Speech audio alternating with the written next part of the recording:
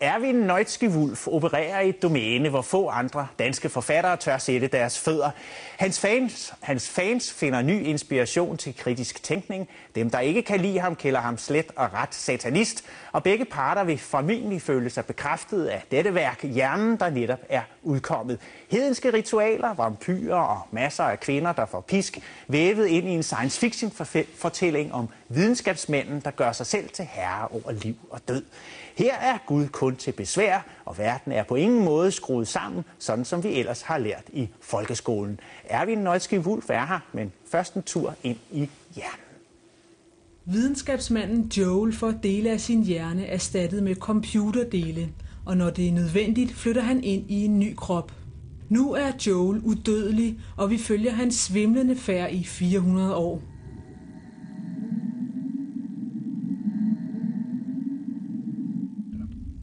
Menneskeheden gennemlever den vestlige civilisations undergang. USA's verdensherredømme og menneskenes blinde tro på teknologien bliver starten på vanvid, terror og undergang. Størstedelen af verdens befolkning omkommer. Resten kastes tilbage til bondesamfundet, og Joel er med hele vejen sammen med Sarah. De to lever i et heftigt sadomasochistisk forhold.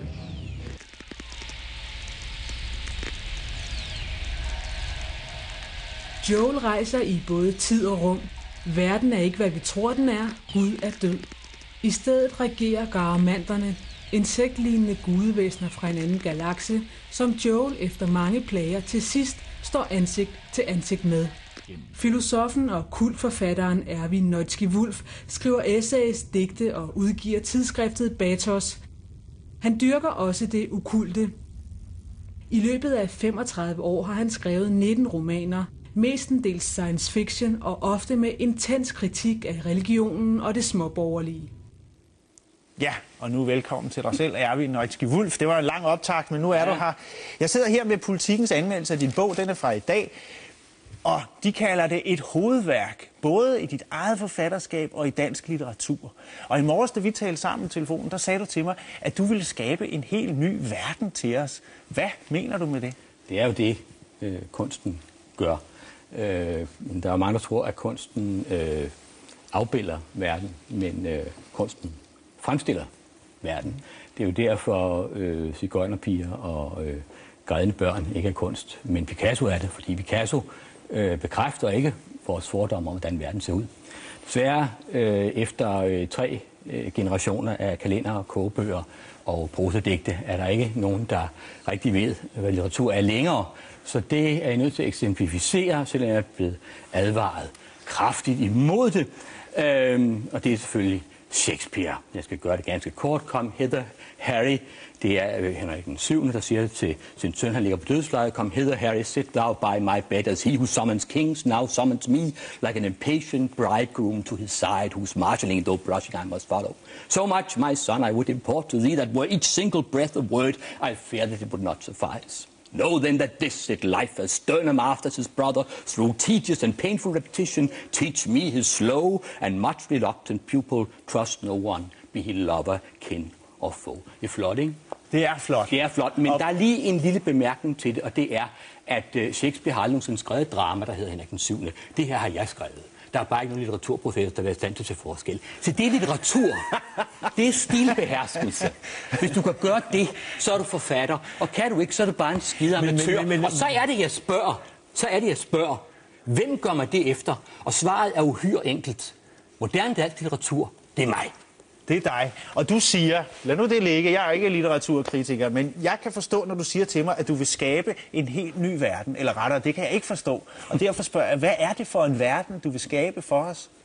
Det er jo den verden, som religionen oprindeligt skabte, eller rettere sagt, tillod det virkeligheden bagvedliggende at skabe, nemlig de medfødte adfærdsmønstre, som, når de bliver bevidste, bliver den verden, som vi bevæger os rundt i. Når den så bliver kommunikeret, jamen, så bliver den forkortet ned, og så er der kun kunsten tilbage til at frembringe verden. De eneste kunst, vi kender, er hugelmalerier, som skulle frembringe byttet ganske enkelt. Men problemet er, som sagt, at denne kunst og denne litteratur er afgået ved døden. Jeg har netop været på bogmesse og sneg mig lige hen til Gyldendal og Tranescenen og hørte at damerne læse op.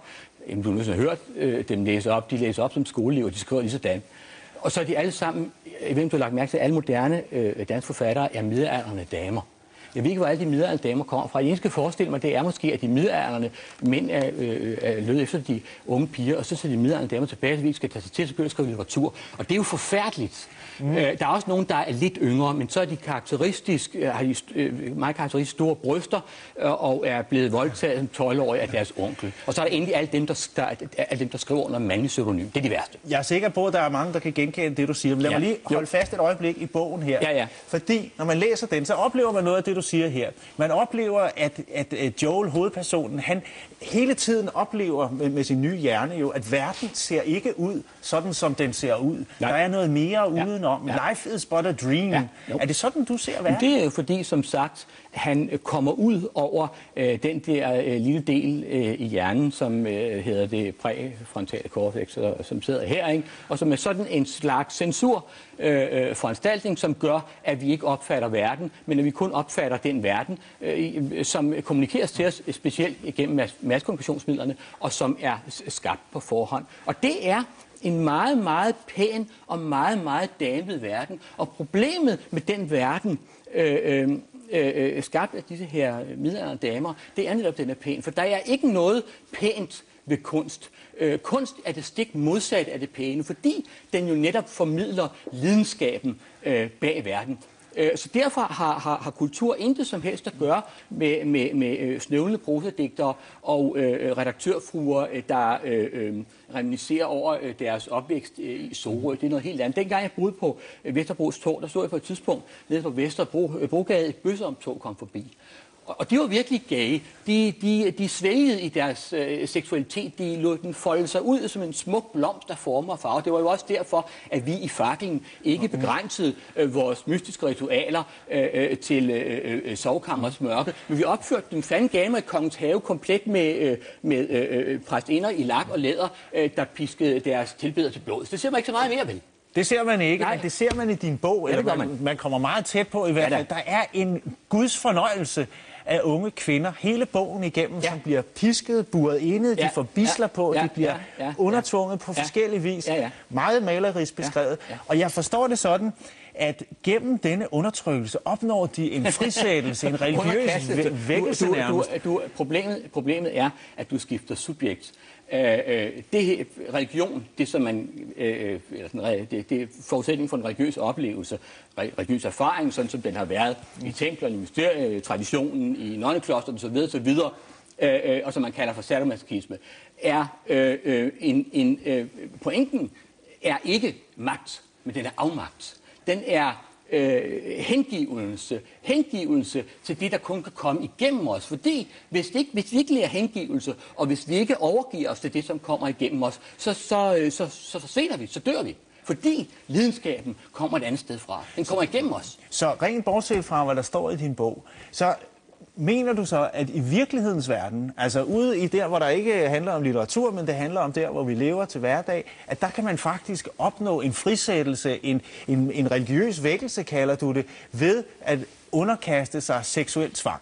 Det er som sagt, har det altid været et af midlerne til den religiøse erfaring. Det er klart, det er naturligvis kun et af det.